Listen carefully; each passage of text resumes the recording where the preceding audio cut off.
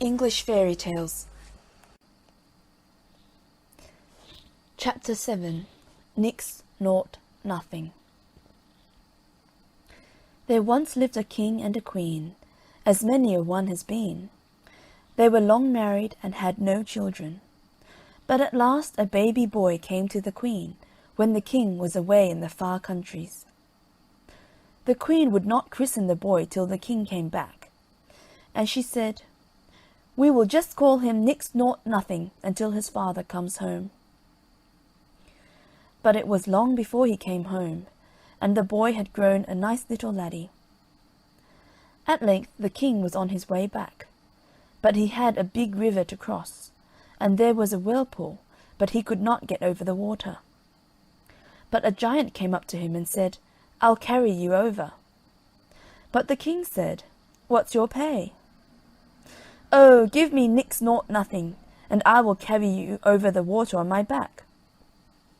The king had never heard that his son was called Nix Nought Nothing, and so he said, "Oh, I'll give you that and my thanks into the bargain." When the king got home again, he was very happy to see his wife again, and his young son. She told him that she had not given the child any name, but just Nix Nought Nothing, until he should come home again himself. The poor king was in a terrible case. He said, "What have I done? I promised to give the giant who carried me over the river on his back Nix Nought Nothing." The king and the queen were sad and sorry, but they said, "When the giant comes, we will give him the henwife's boy. He will never know the difference." The next day the giant came to claim the king's promise, and he sent for the henwife's boy, and the giant went away with the boy on his back. He travelled till he came to a big stone, and there he sat down to rest. He said, "Hidge Hodge on my back, what time of day is that?" The poor little boy said, "It is the time that my mother, the henwife, takes up the eggs for the queen's breakfast." The giant was very angry, and dashed the boy's head on the stone, and killed him. So he went back in a tower of temper, and this time they gave him the gardener's boy. He went off with him on his back, till they got to the stone again, when the giant sat down to rest. And he said, "Hidge Hodge on my back, what time of day do you make that?" The gardener's boy said, "Sure it's the time that my mother takes up the vegetables for the queen's dinner." Then the giant was right wild, and dashed his brains out on the stone. Then the giant went back to the king's house in a terrible temper, and said he would destroy them all if they did not give him Nix Nought Nothing this time. They had to do it, and when he came to the big stone, the giant said, "What time of day is that?" Nix Nought Nothing said, "It is the time that my father the king will be sitting down to supper." The giant said, "I've got the right one now," and took Nix Nought Nothing to his own house, and brought him up till he was a man. The giant had a bonny daughter, and she and the lad grew very fond of each other. The giant said one day to Nix Nought Nothing, "I've work for you tomorrow. There is a stable 7 miles long and 7 miles broad, and it has not been cleaned for 7 years, and you must clean it tomorrow, or I will have you for my supper." The giant's daughter went out next morning with the lad's breakfast, and found him in a terrible state, for always, as he cleaned out a bit, it just fell in again.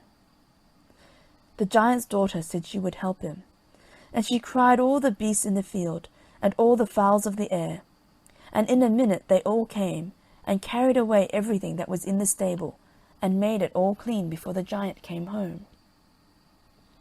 He said, "Shame on the wit that helped you, but I have a worse job for you tomorrow." Then he said to Nix Nought Nothing, "There's a lake 7 miles long, and 7 miles deep, and 7 miles broad, and you must drain it tomorrow by nightfall, or else I'll have you for my supper." Nix Nought Nothing began early next morning, and tried to lave the water with his pail, but the lake was never getting any less, and he didn't know what to do. But the giant's daughter called on all the fish in the sea to come and drink the water, and very soon they drank it dry. When the giant saw the work done, he was in a rage and said, "I've a worse job for you tomorrow. There is a tree 7 miles high and no branch on it, till you get to the top, and there is a nest with 7 eggs in it, and you must bring down all the eggs without breaking one, or else I'll have you for my supper." At first the giant's daughter did not know how to help Nix Nought Nothing. She cut off first her fingers and then her toes, and made steps of them, and he clomb the tree and got all the eggs safe till he came just to the bottom, and then one was broken. So they determined to run away together, and after the giant's daughter had tidied up her hair a bit and got her magic flask, they set out together as fast as they could run. And they hadn't got but 3 fields away when they looked back and saw the giant walking along at top speed after them. "Quick, quick!" called out the giant's daughter. "Take my comb from my hair and throw it down." Nix Nought Nothing took her comb from her hair and threw it down, and out of every one of its prongs there sprung up a fine thick briar in the way of the giant. You may be sure it took him a long time to work his way through the briar bush, and by the time he was well through, Nix Nought Nothing and his sweetheart had run on a tidy step away from him. But he soon came along after them, and was just like to catch him up when the giant's daughter called out to Nix Nought Nothing, "Take my hair dagger and throw it down, quick, quick!" So Nix Nought Nothing threw down the hair dagger, and out of it grew as quick as lightning a thick hedge of sharp razors placed criss-cross. The giant had to tread very cautiously to get through all this, and meanwhile the young lovers ran on and on and on, till they were nearly out of sight. But at last the giant was through, and it wasn't long before he was like to catch them up. But just as he was stretching out his hand to catch Nix Nought Nothing, his daughter took out her magic flask and dashed it on the ground. And as it broke, out of it welled a big, big wave that grew and that grew, till it reached the giant's waist, and then his neck. And when it got to his head, he was drowned dead, and dead, and dead indeed. So he goes out of the story. But Nix Nought Nothing fled on till where do you think they came to? Why, to near the castle of Nix Nought Nothing's father and mother. But the giant's daughter was so weary that she couldn't move a step further.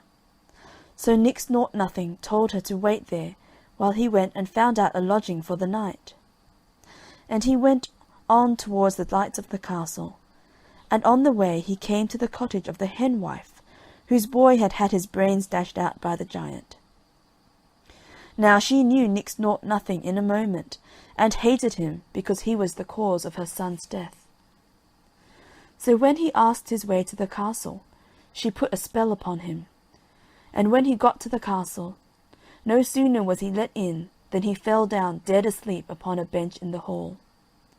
The king and queen tried all they could do to wake him up, but all in vain.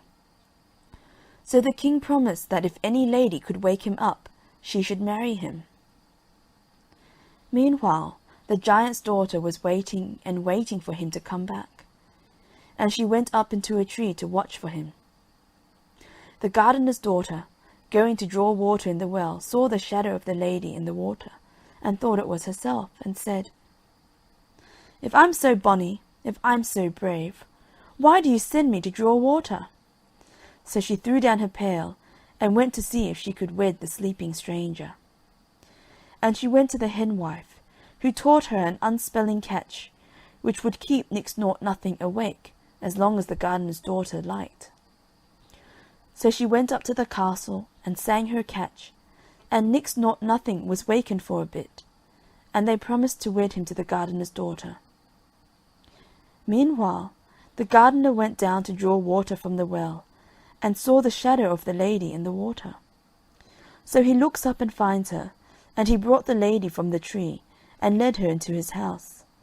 And he told her that a stranger was to marry his daughter, and took her up to the castle, and showed her the man. and it was Nix Nought Nothing asleep in a chair. And she saw him, and cried to him, "Waken, waken, and speak to me."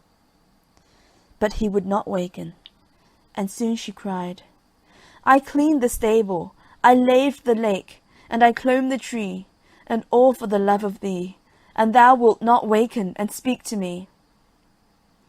The king and the queen heard this, and came to the bonny young lady, and she said, "I cannot get Nix Nought Nothing to speak to me for all that I can do." Then were they greatly astonished when she spoke of Nix Nought Nothing, and asked where he was, and she said, "He that sits there in the chair." Then they ran to him and kissed him, and called him their own dear son. So they called for the gardener's daughter, and made her sing her charm, and he wakened, and told them all that the giant's daughter had done for him, and of all her kindness. Then they took her in their arms, and kissed her, and said she should now be their daughter, for their son should marry her. But they sent for the henwife, and put her to death. And they lived happy all their days. End of chapter 7. Nix Nought Nothing.